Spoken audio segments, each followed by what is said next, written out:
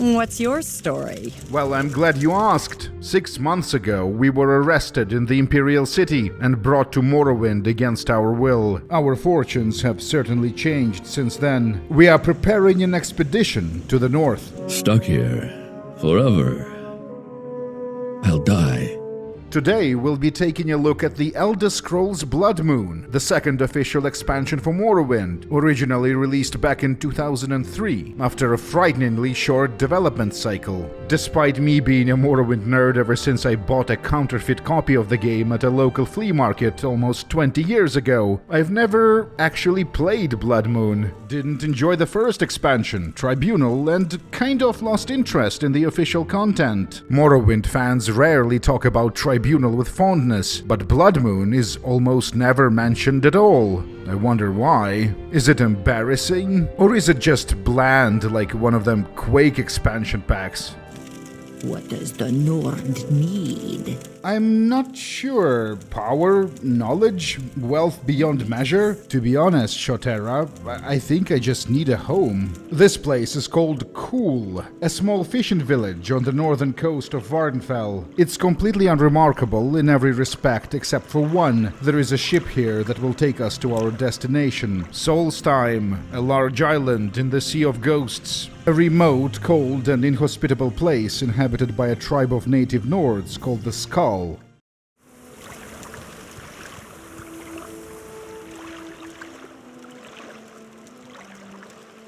Oh, right, I almost forgot, it's a Bethesda game.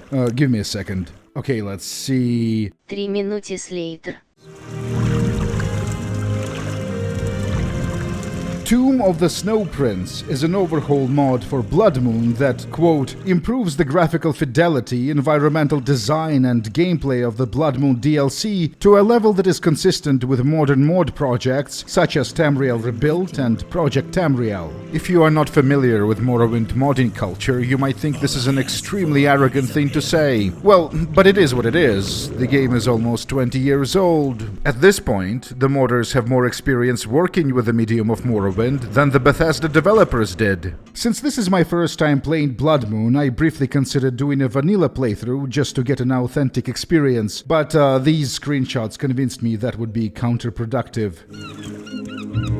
Despite being located in close geographical proximity to both Morrowind and Skyrim, Solstheim is currently under the Imperial jurisdiction. Welcome to Fort Frostmoth. Just another of life's little disappointments. Everyone here is depressed. Captain Falx Carius is the Imperial in charge. He hates the job. The fort has a number of normal services you can expect to find in a place such as this. I'm a busy guy, so if you could hurry this up. An Imperial cult shrine. What is it you want? And a blacksmith. Without me, it all falls to pieces. This man, Carnius Magius, is a factor of the East Empire Company, our boss. The company seeks to exploit local ebony deposits. This is the reason why we're here. The rocks are highly valuable, and the Empire goes to great lengths to ensure the steady supply. We are to oversee the construction of the mining colony of Raven Rock, the very same Raven Rock you might have explored in the Dragonborn expansion for Skyrim. But the events of that game will take place 200 years from now. The ebony deposits probably won't last that long.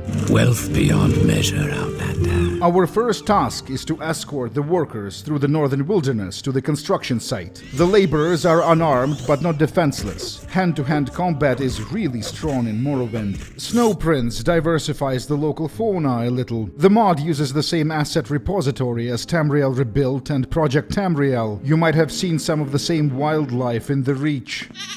If it's not one thing, it's another. Falco Galenius is the company official in charge of Raven Rock. There is a rivalry between him and Carnius, although the latter technically outranks him. For our involvement in the business of the colony, we get an EEC stock certificate. I own 100 shares in the Raven Rock division. If the colony is doing well, we are doing well. Stalrim is a rare form of enchanted ice, which I'm pretty sure is exclusive to Solstheim, used in skull burial rituals. An undead prevention measure. We can't excavate Stalrim without special tools. These naked men are a common sight in Solstheim, another one of Skull customs. Not sure what he thinks he is doing. As you can see, they do carry armor in their inventory, it's just they choose not to wear it. There is no shortage of less exotic threats. Skeletons, witches, Nord bandits, Fargoths. The laborers were busy. Impressive progress considering they've only been at it for a few days. Bless you, Sarah. Falco needs our help. There is a Nord activist hanging around preaching anti-industrialization rhetoric. You'll not infect me with your devilry. I am here to defend nature, and I'll do so at any cost. Now be gone. When we beat him up, he disappears in a flash of light. This is never explained. Falco is annoyed with us. Should have found a peaceful solution, he says. Nord crackpots. Carnius doesn't care. Do you know who he reminds me of? Bobby Kotick, the CEO of Activision Blizzard. Do you see it? I asked you to investigate why the morale has been low in the fort. Solstheim is not exactly a prestigious post. Most of these men were sent here as punishment for past offenses. Fort Frostmoth is staffed by a penal battalion, basically. And things seem to be going from bad to worse. Weapons keep disappearing from the armory. Falx Carius wants us to investigate. We can draft one of the two more reliable officers as help. Captain Carius mentioned that you might come to speak with me. The search eventually leads us to a cave near the fort. It's riddled with heavily armed hostile legionnaires, one of the harder dungeons in the game, actually. Most of their weapons are enchanted with dangerous paralyzing magic.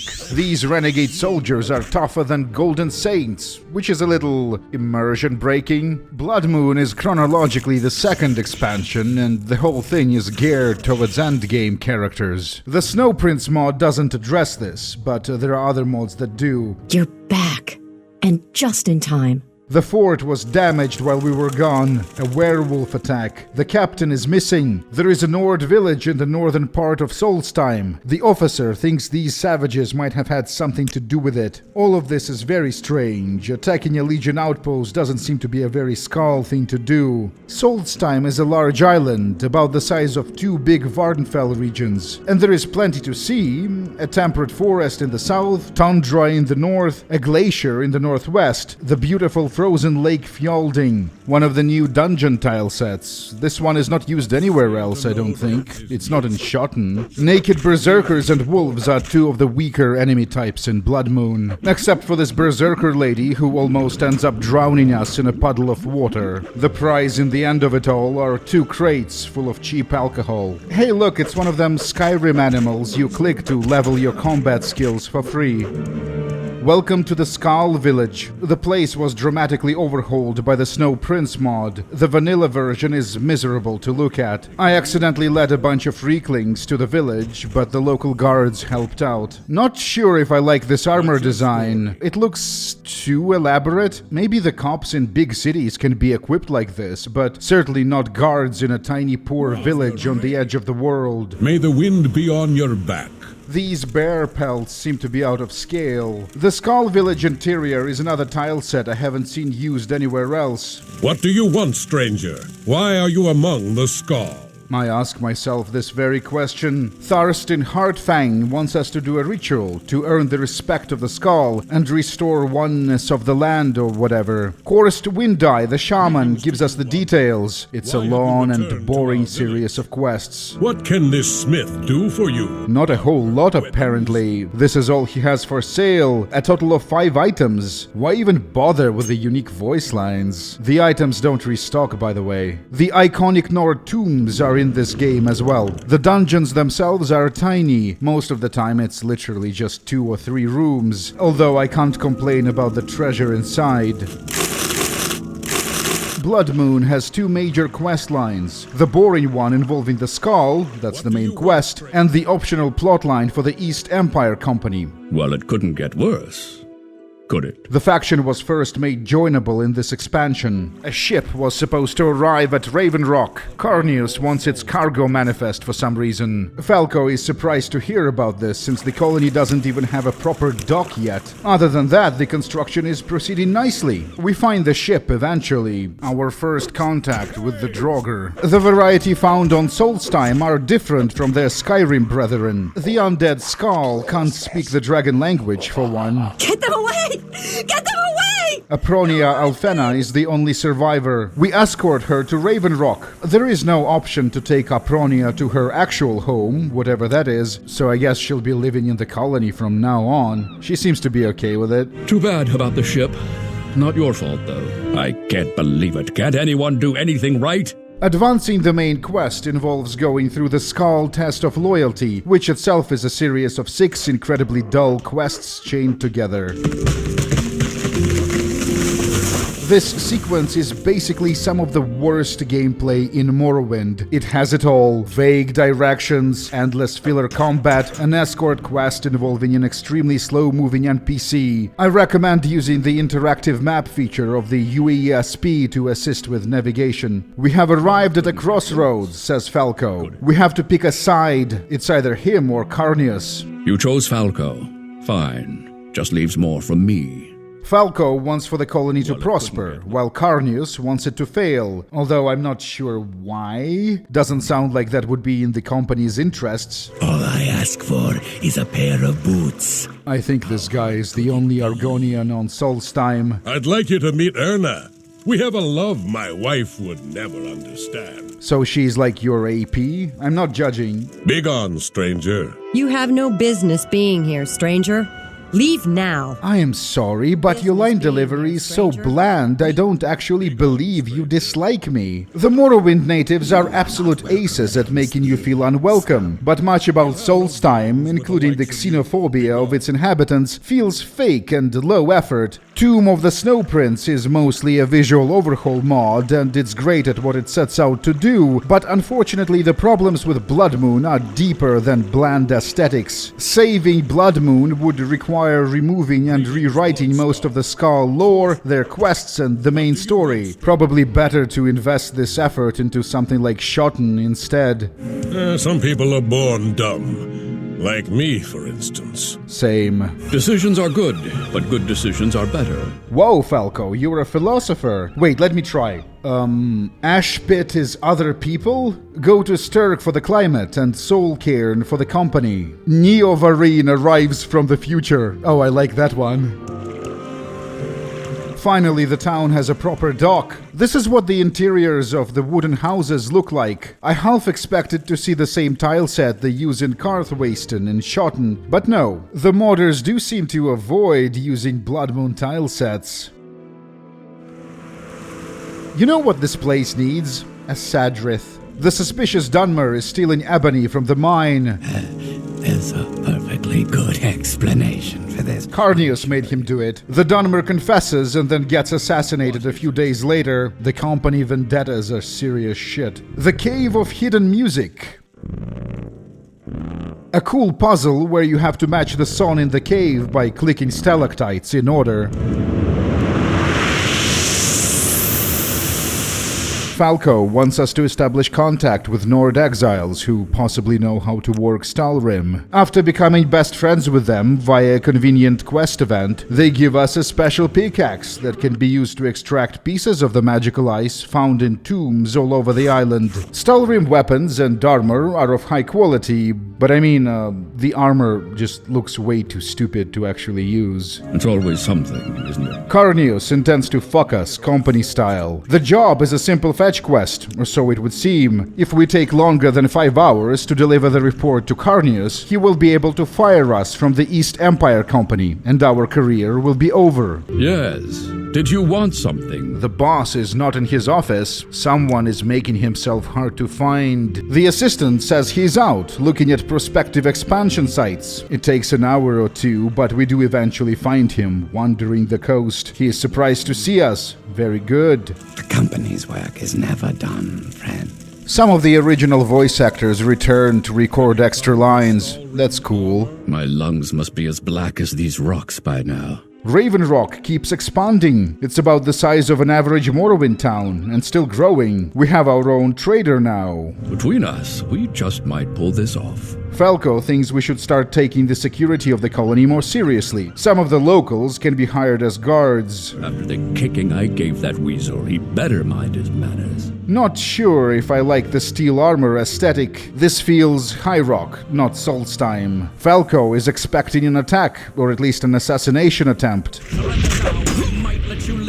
What? That's it? We might have overprepared. Or maybe not. The colony is being invaded by the Skull, or rather a bunch of curious mercenaries dressed up as Skull. We find a note on one of the bodies signed C. This is God tier OPSEC.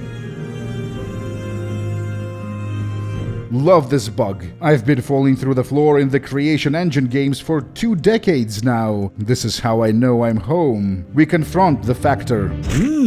He's a surprisingly deadly fighter and a damage sponge. Rest in peace, Carnius. I still have no idea what was that you thought you were doing and why. The assistant doesn't seem to care about the boss being dead. EEC corporate culture is not fundamentally different from that of House Telvanni. Don't know what I'd do without you. So, wanna be gay, do crime? Carnius is dead. Falco doesn't want the job. Looks like we are now the Factor of the Raven Rock division. A well-deserved promotion. This concludes the company questline in Bloodmoon, although there is one more thing left for us to do. We need to build a Factor's estate, player housing, the ultimate reward for siding with Falco. The construction will take a few days.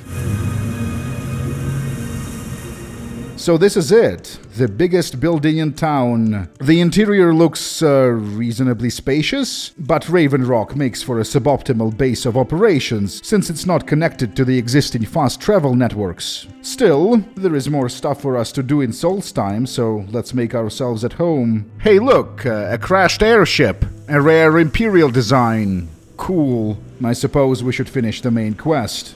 You were told to perform the ritual. Sorry, what? You are the one who is to investigate a crime that has been blamed on my husband. No idea what she's talking about. I have no memory of any of this whatsoever. A giant pyre in the middle of Lake Fjelding. This is possibly significant. Beneath the lake is the lair of Drog Lord Aslip. I think you can do a quest for him or something, but why miss a chance to rid the world of one more skull? What of Aslip, my friend? Never heard of him. The village is being attacked by werewolves. Being able to turn into one is one of the features of the expansion. Everyone in the Great Hole is dead. We take the skull Nordic mail from one of the bodies. I look stupid without the closed helmet. The chief, what's his name, is gone. It looks like something or someone is systematically kidnapping the most proficient warriors on Solstheim. They should have kidnapped Carnius. You have cleared my name and who are you again? I know you have been infected by these werewolves. If you are playing Bloodmoon after finishing the Morrowind main quest, you'll almost certainly have immunity to normal diseases, so the game infects you with lycanthropy via a scripted event, you know, as a courtesy, in case you want to experience werewolf gameplay. In this initial stage, the sickness is easily cured with a potion or a spell. If you don't want to be a werewolf, you don't have to, and almost no one wants to. Being a werewolf or a vampire in Morrowind is miserable. It's not Skyrim. The Skull provide us with a little player house in the village. How very nice of them. Castle Karstag is a nice fortress belonging to a frost giant warlord and his posse of Reeklings. I managed to sequence break the game pretty bad and had to resort to console commands to get myself unstuck. The dining hall looks cool, certainly unique. The frost giant is not at home. The master is gone. Gone with the wolves, says one of the Reekling lieutenants. I see where this is going. The Restag is complete. Praise be to the All-Maker. What branch of Islam is this? The Bloodmoon prophecy is an old Skull legend. Once every era, Daedric Prince Hircine, Lord of the Hunt, Master of the Chase, visits our world. The hunt might involve an entire tribe or just one man, and when the hunt is over, Hircine returns to his realm for another era. The champions were chosen. Karstag, the Frost Giant, Captain Falx Carius of Fort Frostmoth, and Thurston Hardfang, leader of the Skull, were invited or drafted to participate in the hunt. Our invitation must have been lost in the mail. Oh well, let's have a good night's rest. Hi, doggy. You have arrived.